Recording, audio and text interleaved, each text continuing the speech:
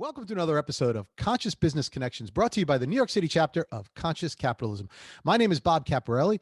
I'm joined today by Chintan Panchal of RPCK Law Firm, located right here in New York City. Chintan, welcome to the show. Great, thank you. Great to be here. Did I get the acronym right? I was worried about. It's great. Okay. Okay. I'm not always good with the order of letters. Law firms are like name, and name. Yeah, this is shorter, but no easier for me. I don't know. But it's great. So Chintan, as you know, on this show, we focus on businesses who are located or doing business in the New York City area that are focused in the conscious business space, share their stories and inspire others who might be interested in the same type of thing. So I'm going to jump right into this. Why don't you just tell us a little bit about RPCK as a law firm? What do you guys do? What do you focus on? And what's the connection to the conscious business world? Awesome. Yeah, fantastic. So I would say we have two levels of connection, right? So one is, we're a law firm, right? So we help people do things. The law firm, the world in which we live, right? The tools that we use as lawyers are the tools of business, commerce, finance, right? So we build businesses, we do mergers and acquisitions, we do finance, venture capital, private equity, we build funds, right? These are the tools that we use, right? Yep. The people that we use those tools for, the types of things that those folks, our clients, the things that our clients are doing are the first point of connection to conscious capitalism, right? Mm-hmm. One is, by and large, I would say just about every single one of our clients, I would call, there's all these words out there, there's all the labels and acronyms and the like, right? I call multiple bottom line oriented, multiple bottom line perspective folks, right? What does that mean? These are folks that are looking to use generally kind of business, finance, commerce, investments, even sometimes philanthropy to effectively make the world a better place, right? Yeah. And they can do that in lots of different ways. Some people care about the environment, and so they want to build renewable energy companies or companies like Tesla or companies that have battery technology or companies that are focused on finding new ways of kind of developing clean water or clean energy or harnessing kind of wind power, this kind of stuff, right? Those are pretty well-worn paths. Other folks care about social justice, right? And they want to help bring about equality, right? Kind of help lift up populations that have been left out, whether they're in this country, right? There's certain kind of groups and communities, or around the world, right? There's different corners of the world that have been left out, right? In terms of education, in terms of health outcomes, in terms of access to financial products, right? And credit cards and the ability to kind of build a credit report, and so that you can use finance to help your kids go to college or buy a house, or these kinds of things, right? So uplifting people in that way. Other folks care about kind of systems, right? Building new systems, right? So a new kind of resilient energy grid, right? Is an example, right? So these are kind of folks that are saying, all right, well, listen, this is a deal, just like other deals. It's a financing opportunity. I'm going to make money. I'm going to build a company. It's going to be a good investment. It's going to be a good, it's a good enterprise for me to work on. But at the same time, it is going to be something that is going to further something that I care about in the world. So I'm conscious about that thing or those sets of things, environmentalism, social justice, you name it, right? Yep. And so as a firm, we have an expertise, or we have a lot of experience with doing hundreds and hundreds of these transactions. I started this firm 11 years ago, and we've been doing these kinds of transactions for these kinds of folks that whole time, right? So we have a lot of experience in kind of, all right, well, what does it take to build that thing? And what are the kind of elements that go into that? What are the risks to that, right? So as a traditional private equity lawyer, I might say, well, what are the risks that you might lose your money, right? For a regular client. For a client in this space, I might say, well, what are the risks you're going to lose your money? And what are the risks you're not going to achieve the conscious outcomes that you're looking for? So and how do we work backwards from there, right? And how do we build that in? Whole other layer. Really cool, exactly. It's another layer, exactly right. And then the really cool stuff comes the next step after that, which is to say, all right, well, let's figure out how we make this thing, we build this machine, right? This product, this legal structure, whatever it is, to help you maximize the chances that you're going to make money. Yep. And then let's also build it to help you maximize the chances that you're going to achieve your impact or conscious outcomes that you're looking for.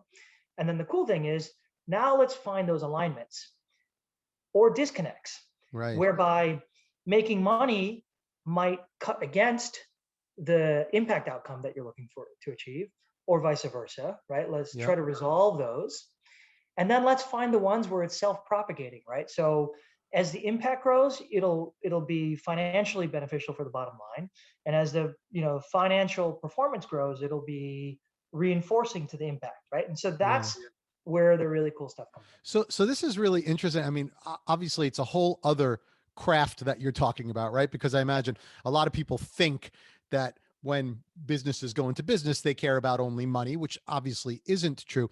Yeah. The big question I would have on this is, do you traditionally want to work with clients that already have that mindset, or are you approaching it like, okay, we're going to work with any client that comes to us, but we're going to try and inspire that mindset, which is it's a usually great the question. direction. I love that question, right? So, and that gets perfectly to the second point, right? The second kind of connection to conscious capitalism that we have, right? And that, when I'm working with clients, it doesn't matter kind of who they are. One of the things I come to the table with, or the perspective that I bring, whether they like it or not, is that I'm also an entrepreneur, right? So I started this firm.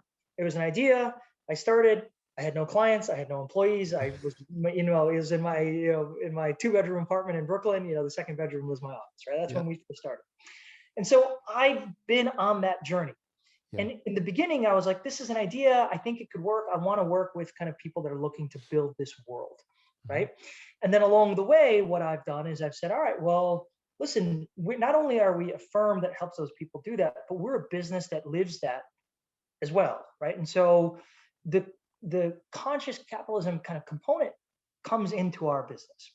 And so from that perspective, I would say that I love working with people who get it already and have a game plan. They're like, all right, I know I want to do a multiple bottom line thing, and I want to do this and help me get it there, right? Yeah. I'm like, cool, that's great. I can speak from my experience and having built a lot of these different things for different people, or I can take a creative approach to it and say, all right, well, cool, how do we make that happen? And what I just described to you. The other kind of set of folks that I have an opportunity to talk to are folks that are a little bit newer to this idea, right? And to kind of the point that you're making, like, oh, I've heard of this thing, or is there an opportunity to do this? Or I can say, listen, I love your idea, and by the way, there is some conscious or impact angles to what you're looking to do. Yeah. And so here's my experience as a lawyer and as someone who has helped lots of different people do these things. Here's my experience as an entrepreneur and having built that into my own business. And I can tell you, I can speak from my own personal experience as to the fact that it is a key differentiating factor as a business owner, right? It is something that attracts talent, right? Kind of the best and the brightest, in your industry are folks that, generally speaking, I think are going to want to be fulfilled in the work that they're doing, and to know that the work that they're doing itself matters beyond just taking $1 and turning it into $2. That kind of purpose-driven life, that purpose-driven kind of enterprise component to it is something that I really enjoy kind of talking to people about, inspiring people to kind of get involved with. And then the best thing is when you can kind of help make it a reality.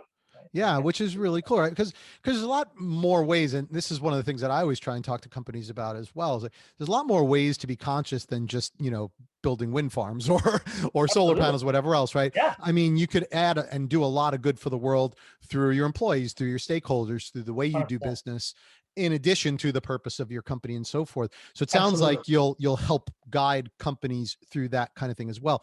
Yeah. So another question I have is, what are some of the biggest challenges you see when you're trying to bring these worlds together? Because, I would imagine the natural inclination of many people is to think, hey, when someone is in it for something more than just the money, then there's less money to be made. Do you think that's true, or what are the challenges in that? It's absolutely not true. Yeah. So I totally kind of I get where that's coming from. I get that thinking, Yeah. right? And we can point to 100 examples, right? One that everyone, kind of everyone's familiar with is Tesla, right? I mean, Tesla's a company that was set out to kind of, address climate change, not just to create another car company, right? And every model they sell replaces a gasoline engine. Now, there's a lot more to that conversation, and I know that there's a lot more to it. It's not just that simple of an analysis.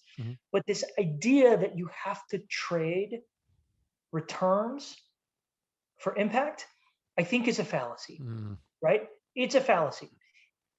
There are situations in which, okay, great. Well, you are a company that inherently pollutes in what you do. You produce a thing, and that thing has all this negative byproduct to it, and you're pumping that stuff into the river, and that's how you're making your money. Okay, fine, right? Like, let's just say we, as a society, we choose to let that company externalize the true costs of making that thing, right? Who's paying for it? The people that live down the river. Who else is paying for it? The next generations, right? The people that have to drink water from that river. So there's a cost to it. And so, listen, I recognize that, every business, right? Like, to make electric cars, you have to use batteries, you have to mine for that, right? There's a complex, analysis that goes into this. But that doesn't mean that you can't be thoughtful about, right? You can't be conscious of the impacts of your business. And then once you're doing that, you can start to say, all right, well, listen, there are tangible benefits in terms of, market engagement with who we are and what we are as a company, what we stand for. That's longstanding, right? Companies that stand for something that their customers or their people they want to be their customers also stand for is an excellent way to build an authentic relationship with that customer base, right? And it's not just marketing though, right? So then it goes to kind of the people that you are, right? Having an authentic kind of mission in your business and actually thinking about, caring about, reporting on, measuring, et cetera, the positives and, the good that you're doing in society is something that, increases engagement. And, and the third is, the society we live in obviously has lots of challenges. And as any entrepreneur will tell you, that when you see a problem or a challenge in the world, there's an opportunity to solve that thing and make money by solving it, right? The best inventions are solutions to problems that people have. And the stuff that we're talking about, right? Environmental crisis or social justice or, what have you, right? The lack of education the lack of access to healthcare, lack of access to, financial kind of systems. Those are big problems, the solutions to which hold significant growth opportunity and profit opportunity. Right. If you're doing it the right way. Yeah. Those are three perspectives on why I think that's wrong. Right? Yeah, that's great. I mean, and I'm glad to hear it's wrong, and I'm glad to hear you think it's wrong because I think it is as well. But I think it's something that people have to overcome. Absolutely. So one of the other things that I wanted to ask you about is, clearly you position your law firm this way, right? Yeah. And so I would imagine that you're going to automatically attract people who have like-minded, kind of thoughts and so forth. But I also imagine that some people are going to come to you that don't believe in this at all. Yeah. Do you ever have to turn clients away? Would you Absolutely. turn clients away? I mean, how do you do that? Yeah. 100%. Yeah, no, another great question, right? So, we're a relatively small firm when it comes to kind of the law firms of the world, right? We're about 20 people across 3 offices. We are highly specialized, right? In that we don't do or try to do all things for all people. We don't have 25 different departments, and we don't do any of that, right? We kind of define what we do, and we try to be the best in the world at that set of things, right? We try, right? And as a result, it's important for us to work with people that are a good fit for us, right? And so with any client that I'm talking to, or any potential client I'm talking to, in that initial conversation as to whether they're thinking about hiring us and I'm thinking about letting them hire us, I work in this concept, which is very important to me, about why, right? Why are you doing this? Why do you care about this? Why are we building this company? Why are we investing in that business? Why are we starting this fund? Why do you want to do this? And generally speaking, what I'm looking for is an answer that gets to something more than, well, it's an opportunity to take $1 and turn it into two, Right. right? I make a lot of money. It's like, Right. great, look, you want to make a lot of money? That's awesome. I love that. Perfect. There are thousands of other lawyers out there that are really good at helping you do that, right? Yeah.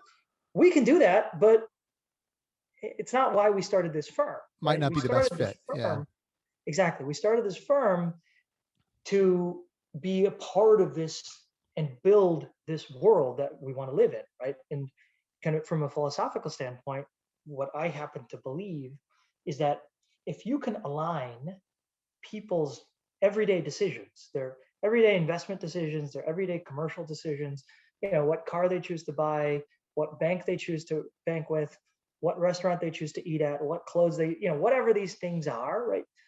If you can start to build an ecosystem where those decisions happened to be aligned with things that are good, Yep. as opposed to agnostic, right? Right now we live in a world where it doesn't matter. I don't know, this shirt, I don't know who made it, and what, Not my I problem. hope there wasn't, child labor or whatever, like Yeah. people have these views. But it's like, okay, cool. I know that there was an audit and this is a great company and I want to work with that company and I want that company to be the one that wins in the competitive market space, right? If Yeah. you can build that kind of a world, then the power of those millions and or billions of actions by everyday people every day, you can actually move the needle on some of these things that really matter, right? And I think that's such a great point because I think a lot of people assume that, you have to be a company the scale of Tesla to make a difference, but it's not that, Yeah, is it? It's the thousands and maybe hundreds of thousands of small businesses absolutely. all working towards this common goal that makes the biggest impact. I have to ask you, was there any like one thing that caused you to go into this world? You Yeah, founded the company. Like what was yeah. that? What was that inspiration for you?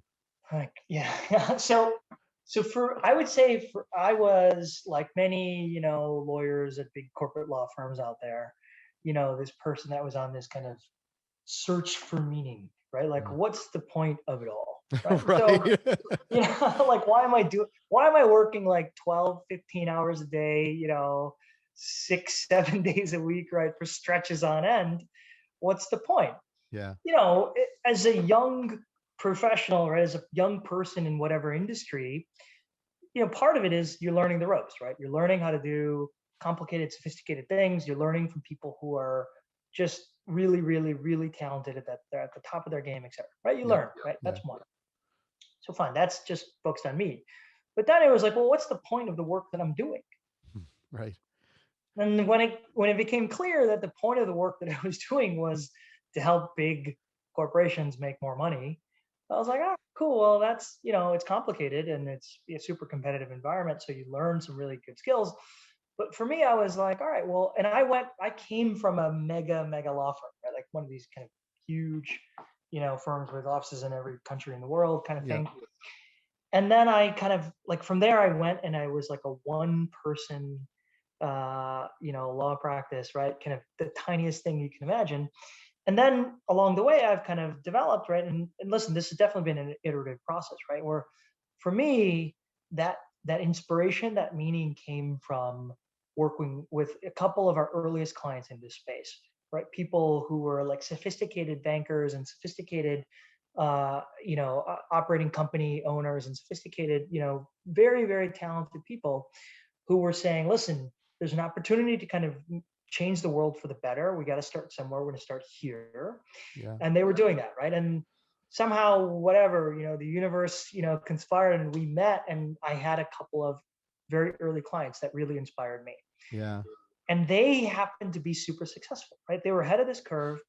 And at that time, I was like, this is it, right? This is it. That's This so is what I cool. want to do. This is how I want to use the skills and the talents that I've gained from, all the things I've done in the past. Yeah. I want to apply it in this world. And I want to work with these folks that are looking to build this world that I hope to be able to live in. To be a part of, right? Yeah. I think it's such a cool thing and it's such a cool story. I mean, I came from the corporate world. It's my background, 20 plus years before I became an entrepreneur. And the same type of thing. I wasn't a lawyer, but in dealing with many legal transactions and many legal documents and so forth, it always kind of seemed to me that it was, just covering yourself in case you decide to sue each other, right? It's like, there's a point where you say, there might be more to life than that. But so I really do get it. But I think it's a very interesting story. And I commend you for making that leap, which I know is not easy. Let's talk one more thing, which is about the industry, the legal industry, right? It feels like there's a lot of room for this type of thing. Do you think that will be more common? Where do you think the industry will go as far as kind of aligning and interfacing these things? Yeah, absolutely. So the legal industry generally follows, right? It's a following industry. It's not a leading industry, right? Lawyers it's a support industry. Yeah. It's a support industry, right? Lawyers, they don't make the deals, right? They help build the deals.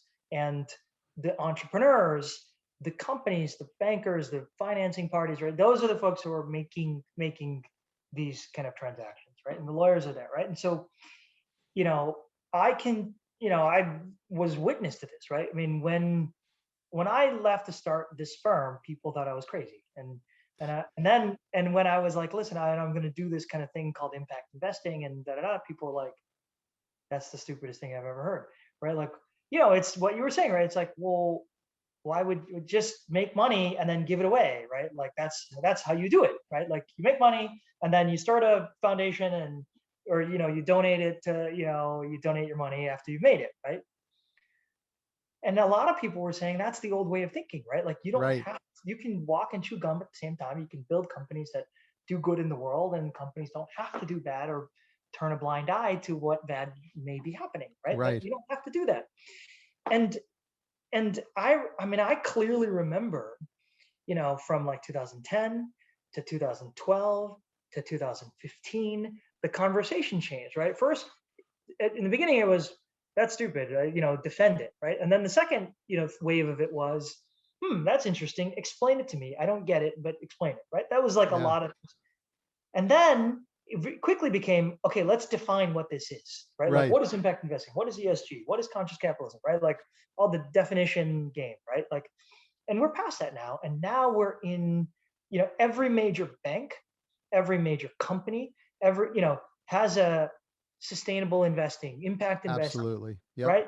You name it. Diversity and inclusion. Everyone's paying more attention to stuff, which I always, I'm always the first critic of social media and, being, 50 years old, I'm like, it's ruining the world. But in this particular case, I'm that guy now, right? But in this particular case, I have to say, I could understand where, like, what we've done is we've given a voice to people that were always previously just saying, well, I guess this is just the way things are. We knew it was wrong, but so now like all these voices can speak up. It's undeniable. I think and so it's really accelerated it. And it's kind of interesting. So now it becomes more trendy. So it looks like, the legal profession will follow that, right? Because it is a support industry. Very well exactly. said. And you'll see now it's popping up at law firms, right? Like lots of law firms, even the, firm I came from now has an impact investing group and this and that, and listen, I think there's tons of really talented, really smart lawyers who can help people do this, right? From my perspective,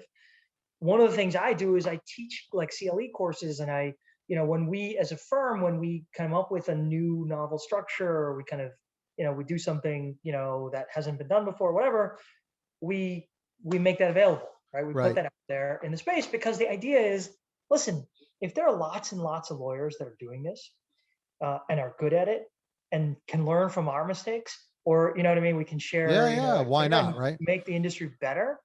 Then we start getting closer to that world that we're trying to build, right? Which is, listen, there are people, need lawyers to do these deals, and listen, if those lawyers are really good at this stuff and they can learn from our experience, as I said, then great. They'll help those clients have more successful deals. More people will do this. The movement will grow. And it'll really become a thing. So it's really practicing what you preach, which is really, really a cool thing.